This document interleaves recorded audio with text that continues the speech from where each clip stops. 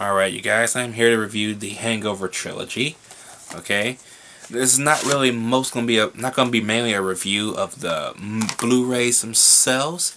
This is mainly gonna be a Blu-ray review of the third movie and the extras disc and the packaging. You get the little slim packaging here, of course, with the credits and stuff like that, and you have the slip box. I call it slip box.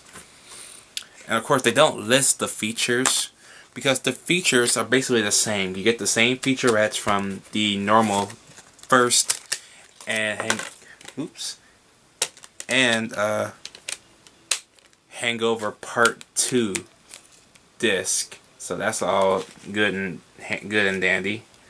But with the Hangover Part 3, which looks great on Blu-ray, by the way, can't ask for nothing better than that, because it's a brand new release, of course, and the other two are at least 2 to 5 years old from their respectable release dates.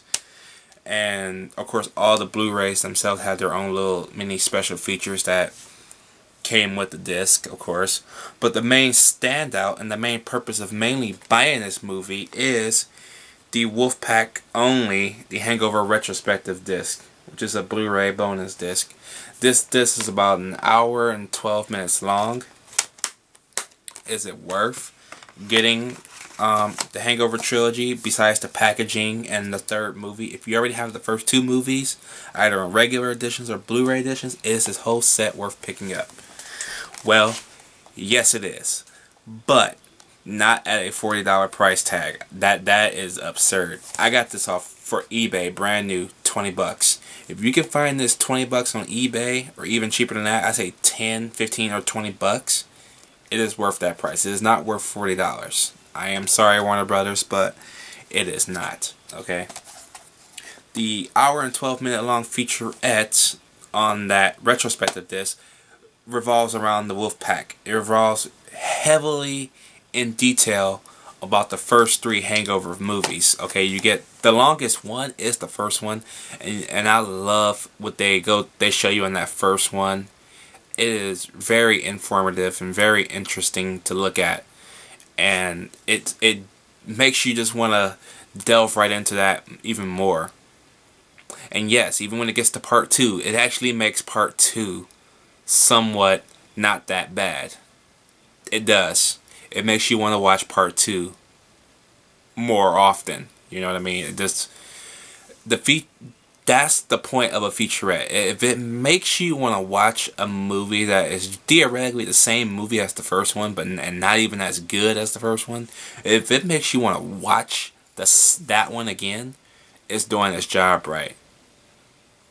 Even when it gets to Part 3, and by the time you're done with that featurette, you just feel so sad because it's over. 7 years, it's over. It doesn't even feel like 7 years for us, but it's 7 years for them, you know, because it was, what, 2008 when they came together, and you get to find out that Warner Bros. Wanted well-known actors and actresses, but they wanted to go for unknowns, as well as Todd Phillips. He mainly wanted to go for unknowns. He didn't want to have big-name people in here, because if you had big-name people in here, it would be like, what is the point? We're not going to see these characters in character, you know what I mean? We're going to see the big names, and they wouldn't fit the characters right. You wouldn't even see them as those characters. You would see them as, oh, this name or this name. But with Bradley Cooper, Zach Galifianakis, Ed Helms, and I forget the other guy's name, who was barely in any of the three movies, they all worked well. You know what I mean? You know them by those characters. You know them by how they act. And I will go on record and agree with Zach Galifianakis. Zach Galifianakis' character is, I think, without a doubt, the dumbest character in cinematic history. I don't even. The only way his character got outmatched is by him playing the other character in Due Date. That's it. But theoretically, he's kind of playing the same character, so I kind of make them as one whole character in retrospective. So, yes. And yes, I know I said, and I still stand by this, that they should have ended at mainly 2 by making Hangover 3 Hangover 2. But after watching this, I kind of want to see a 4th one. Because it makes you want more. It makes you want them to go to do another 4th one. Bradley Cooper came on record and said he wanted to do 8 of these movies. He would do 8 of these movies as long as Todd Phillips is attached to direct these movies, because he knows what he's doing. Theoretically, I do agree with that, but sometimes Todd Phillips is a hit and miss, aka Project X 21 and over. Yeah. Please don't do no more of those type of movies, Todd. Please. And I do kind of get the direction of Hangover Part 3 from Hangover Part 2, because I know the biggest flaw of Hangover Part 2, it was the exact same movie. And I kind of respect that decision to go with the whole different direction in Part 3, but bring it back home to Vegas where the movie started.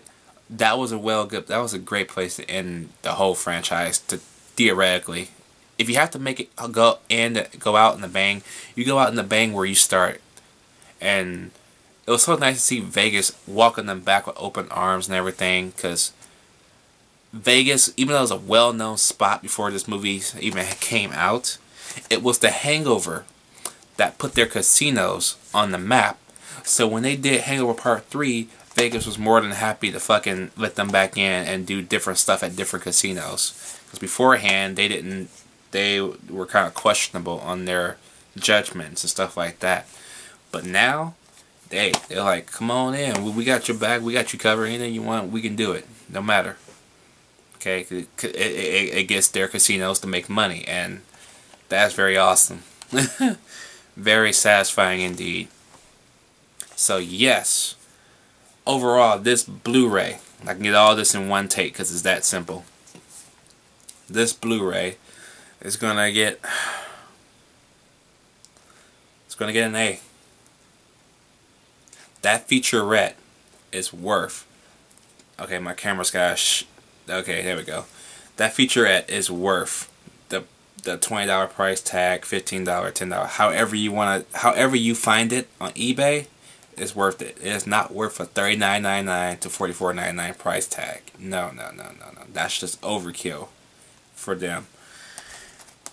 But you do get, like, I want to say a 7 to 10 hour experience with this set, because you do get all the features and stuff like that from all the other discs, plus this hour-long featurette disc.